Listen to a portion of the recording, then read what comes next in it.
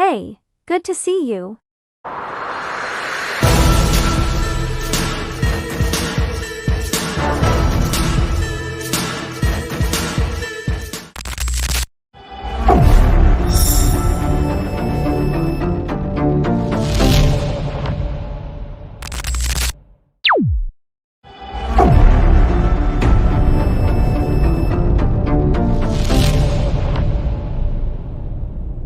Target. Now, these Stingray devices, as far as I know, have a mixed legacy. There are some in the military, law enforcement, and semi-law enforcement community, as well as the general community, that like the idea of Stingray devices being used on U.S. citizens, and there are others in these same communities that don't like Stingray devices being used on U.S. citizens. I don't like the practice of Stingray devices being used on U.S. citizens, specifically because they facilitate gang stalking. Now, if there's a terrorist, a proven terrorist, that is in the United States, that is free, that's not incarcerated or dead, and it has been proven that this person has the capacity and the will to carry out terrorist activity in the United States, then every mechanism available to military, law enforcement, and semi-law enforcement agencies to stop that terrorist should be used, and that includes the usage of Stingray devices. However, if a person is not a proven terrorist, then I believe that the usage of Stingray devices by military, law enforcement, and semi-law enforcement agencies is unconstitutional and an intrusion on that U.S. citizens' civil rights and civil liberties. Now, Stingray devices are a part of the staging process, as are cellular towers in general. What they do is they allow military, law enforcement, and semi-law enforcement agencies to know the exact whereabouts of a targeted individual, no matter where they go. And what that allows these entities to do is dispatch waves upon waves of gang stalkers and units upon units of gang stalkers on foot, in cars, on bicycles, on scooters, on roller skates and roller blades, motorized skateboards and scooters and the like, to systematically obstruct the movements of the targeted individual in what is a process that has no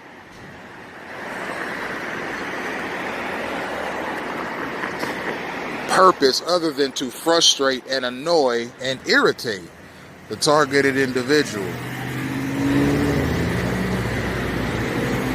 Now, the physical staging of a target is the perpetual blocking in of a targeted individual as they move. For example, if you look at my surroundings right now, whether I go north, east, south, or west, I'm going to run into a number of people that are strategically placed around me. That allows for the gang stalking process to commence no matter what street I turn down or regardless of the general direction that I decide to walk in. Now, I've said in previous videos that gang stalkers, namely the ones that are on foot and in cars and are just generally traveling on the sidewalks or streets, may or may not know that their actions obstruct the movement of a targeted individual. They are working off of cues. They're moving off of cues. They're reading signs and symbols that have been pre-relayed to them by gang stalking entities.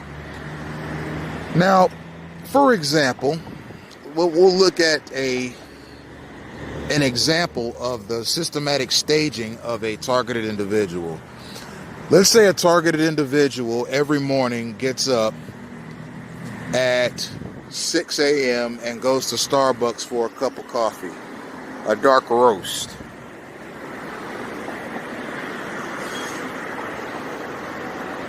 Eventually, that target is going to be surveilled and observed by gang-stalking entities to verify that that is their morning routine.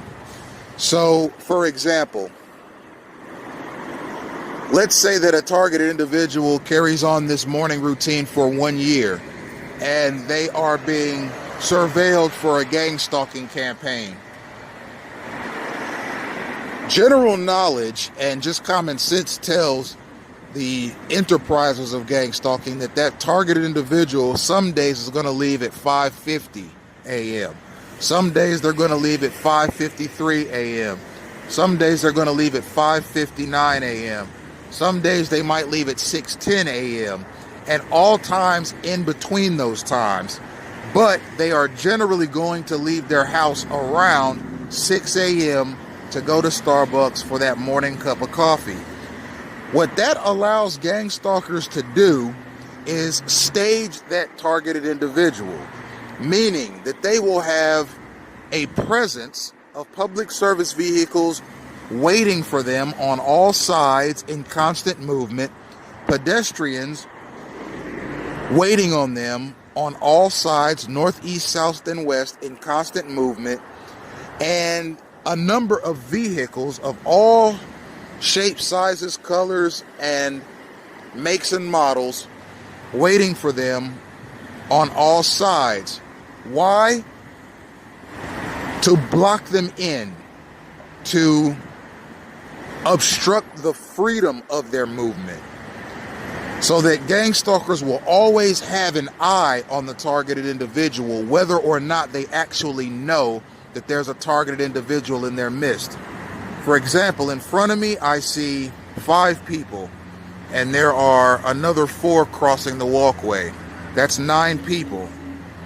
Now, those 9 people may or may not know that their movements are derived, the movements that are dictated to them are derived to obstruct and block in the movements of a targeted individual. They may or may not know that. It does not matter. The fact of the matter is that they are strategically placed around the target so as to obstruct their movement. You see, they're gang stalking by proxy. They may not know what they're doing is obstructive, but what they're doing is obstructive, not by their own doing, but by the doings of the gang stalking entities that are directing them. You see. So that's how staging works. The targeted individual is constantly surrounded, blocked in, cut off, and obstructed by a number of pedestrians, people in cars, and as I said previously, motorcycles, bicycles, and scooters, skateboards, rollerblades, and the like.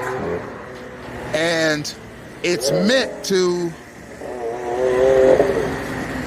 in many ways, take possession of the targeted individual.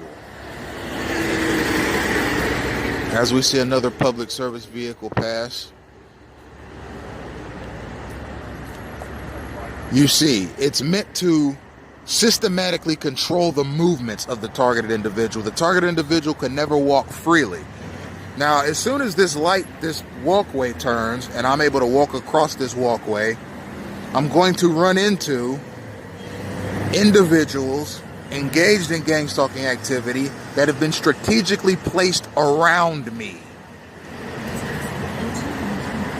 How they know to be at a certain place at a certain time, that remains to be seen. Some of these people are told just go to point A to point B. Some of these people are told circle the block 5 times. Some people are told go from Indian Creek Drive and 41st Street to Indian Creek Drive and 43rd Street. And this is some of what I'm talking about. A target individual cannot remain even stationary without running into pedestrians that are involved in the gang stalking mechanism. They bring the action to you. You don't have to go out and look for the action. The action comes to you. And there can be a whole host of other obstructive elements that are also systematically placed around the targeted individual. Again, the people targeting the individual, including police officers, may or may not be told, we're on the lookout for this guy wearing these clothes fitting this description. They're just strategically placed around the targeted individual so as to facilitate that contact. The target is in constant contact with people that are strategically placed around him by the gang stalking mechanism, and you run into them naturally doing your natural movements, whether you're traveling north, east, south, or west, because they're dispatched in units. And these units are told to travel in certain directions and at certain times in an effort to constantly block in, know the whereabouts of, and systematically obstruct the movements of the targeted individual. You see, it's gang stalking by proxy. If I know that you go to the gym to work out every night, Monday through Friday, from 8 a.m. to 9:30 p.m., it would be relatively easy for me to tell a group of gang stalkers, I want you to be in this parking lot starting at 8 a.m. to 8:15 p.m. Then I tell another unit of gang stalkers, I want you to be at that gym, that same gym parking lot from 8:30 p.m. to 8:45 p.m. And then you can leave. And then I tell the next unit, I want you to be at that same parking lot from 8:45 p.m. to 9 p.m. And then tell the next gang stalking unit, I want you to be in that same gym parking lot from 9 p.m. to 9:15 p.m. And then I tell the final unit, I want you to be in that parking lot from 9:15 to 9:30 p.m. That way I have gang stalkers around that targeted individual from the time they get there to the time they leave. They don't know that they're targeting a person, but their actions and movements obstruct and harass that target because they have specific things that they are allowed to do and say. Specific movements they're allowed to make, specific gestures they're allowed to take. And then I do the same thing inside the gym. I tell one wave of gang stalkers, go to this particular gym from 8 a.m. to 8:30 a.m., work out on these machines, and just be on the lookout for anyone that looks overly irritated or embarrassed.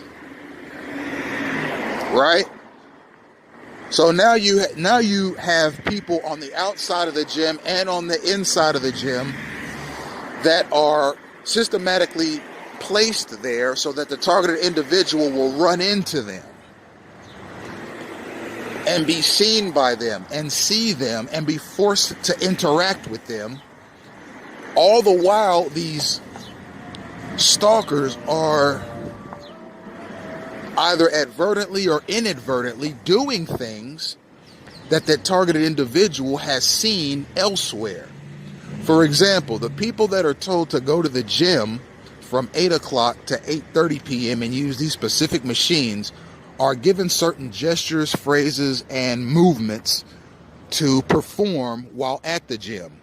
That targeted individual may have heard those exact same phrases, seen those exact same movements and gestures at the grocery store, because the targeted individual's grocery store routine is also documented, and the same rule applies there. The gang stalkers at the top, the ones that orchestrate the thing, tell the street level gang stalkers, be at this grocery store parking lot from this time to this time, then you can leave. And then they'll tell other ones, be at that same parking lot from this time to this time, then you can leave. And even other ones are told, go inside the grocery store and be there from this time to this time, get these items and leave.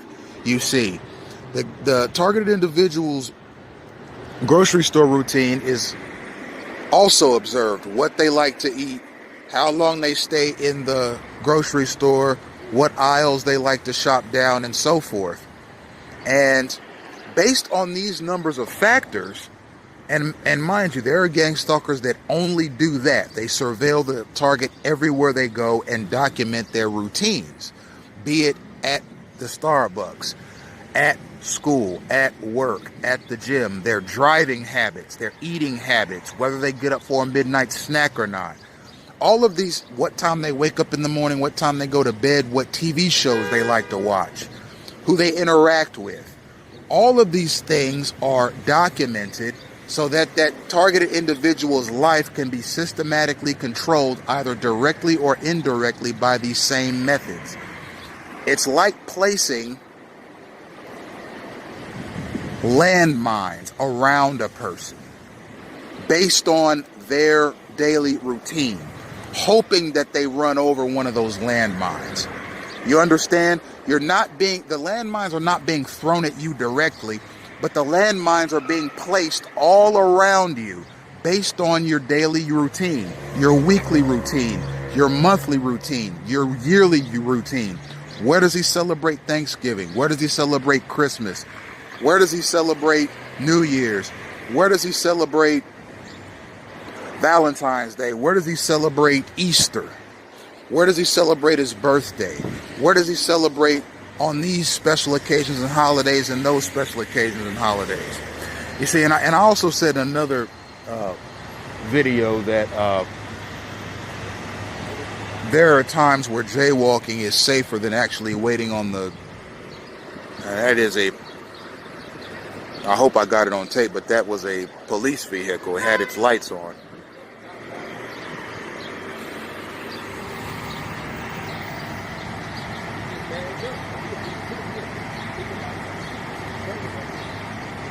That's the third Lamborghini we've seen today.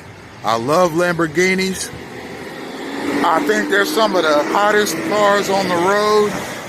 Is it a coincidence? Maybe. Is it not a coincidence? Maybe. So, with staging, everything that a targeted individual does is watched by a specific group of gang stalkers. The original gang stalkers, the ones that document how their disposition is. Are they an easygoing person? Are they a fidgety person? Are they an easily agitated person? Are they a hot-tempered person? A person's gang stalkers will change based upon their personality traits. A person's gang stalkers will change based on their religion. Is he a Muslim? Is he a Jew? Is he a Christian? Is he an atheist? Does he worship Jupiter? Does he worship Mars? Does he worship Satan? Is he a witch? Is he spiritual but not religious? Is he religious but not spiritual? Is he a pagan? Does he worship nature? All of these things can be found out about a person during their surveillance period and used to select who will be around him constantly. Does this person have a criminal record? Does this person not have a criminal record? Is this person prone to committing crimes? Is this person not prone to committing crimes? All of these things are taken into consideration when selecting a targeted individual's gang stalkers. Are they on social media? Are they not on social media? What kind of social media presence do they have? What kind of jobs has he had in the past? What is his educational background? All of these things. Is he married? Has he ever been married? Does he have kids? Are they boys? Are they girls? Has he ever played sports? What are his favorite athletes? What are his favorite movie stars? What are his favorite TV shows, etc.? All of these things are taken into account when selecting who will surround a targeted individual. It's a very intensive process, and it takes years of surveillance before a person finds themselves in a full-blown gang-stalking campaign. I am in a full-blown gang-stalking campaign, and I believe I've been in this campaign in a full-blown fashion since I was 16. By that time in my life, I had exhibited enough of my personal character, likes and dislikes, for gang stalkers to know how to target me and stage me. Furthermore, I had my driver's license at 16, so they were able to introduce the police harassment aspect of gang stalking. And I have actually uploaded to Twitter all 32 traffic citations I've received since I was 16.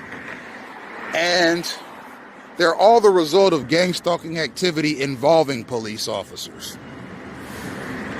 So you see, there's an observation period of many years that takes place.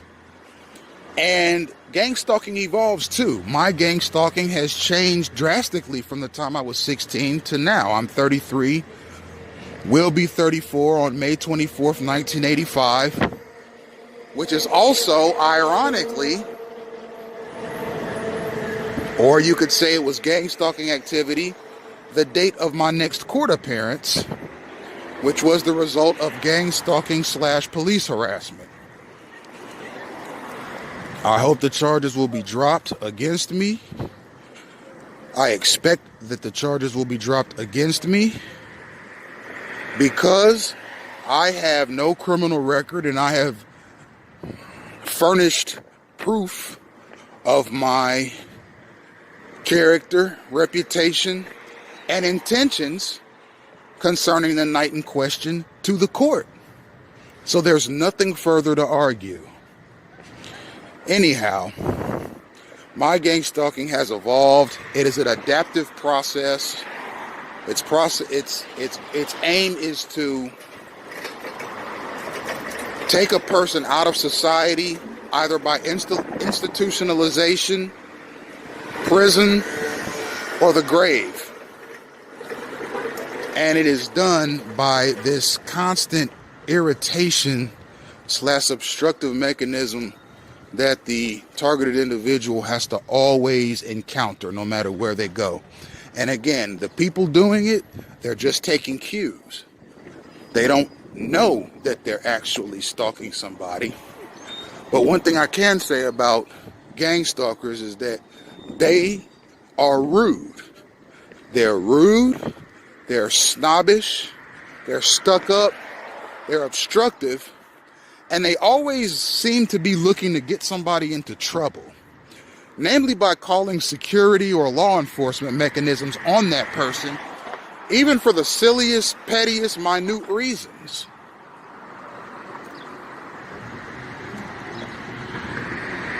So,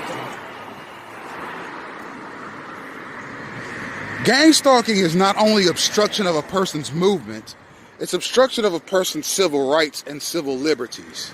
Their ability to move around freely and safely is constantly being obstructed by gang stalkers that are constantly trying to get that person in trouble, either indirectly or through some inadvertent mechanism. Here's our next public service vehicle. It's a fire truck. It's off in the distance.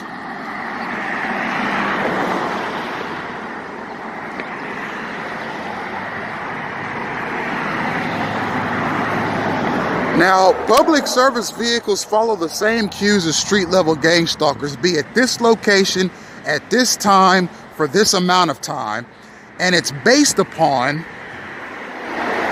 the targeted individual's movements. They want the targeted individual to see public service vehicles.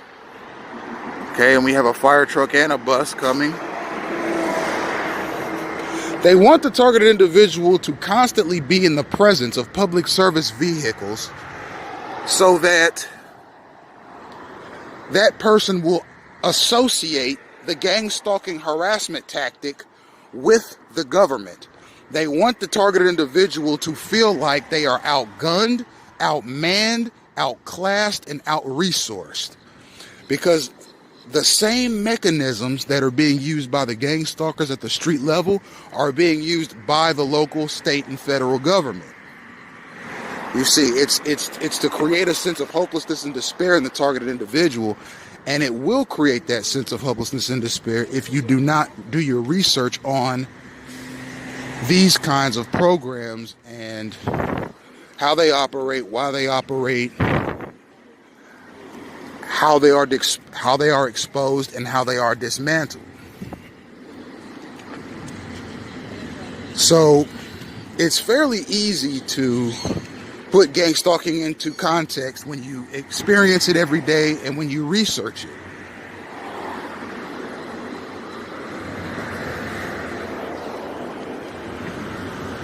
For example, these people, they were strategically placed here. They may or may not have known that somebody was walking down the sidewalk. Excuse me, guys. Sorry.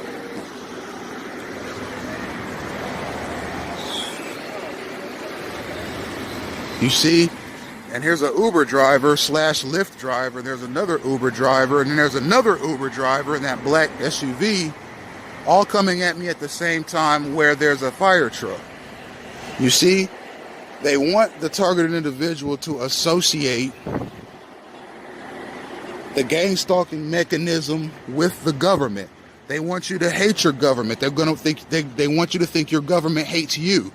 They want you to think your government is out to kill you, out to incarcerate you, out to institutionalize you, or a combination of all of the above. They want you to think that there's no hope. They don't want you to fight them. They don't want you to expose them, because when the gang stalking institution collapses, and it will collapse, and I will contribute to its collapse, if not bring it about myself, it will be a big thing. And from what I've read, there are an alleged 10,000 people in the United States that are legitimate targeted individuals. I don't know how true that is. I don't know anybody else that identifies as a targeted individual. I identify myself as a targeted individual based on what I've seen, heard, and experienced and researched. So I don't know if there's a community of fake TIs out there. There might be. I know I'm not a fake one, and that's one reason why I decided to begin documenting these things. It was difficult to know where to start, but after a while of realizing I couldn't just hop up out of bed and beat this thing on the street, that I had to document it and be more systematic in my approach. Because gang stalking itself is very, very systematic. And I've got about 10 seconds left of filming, and that will be the end of this video.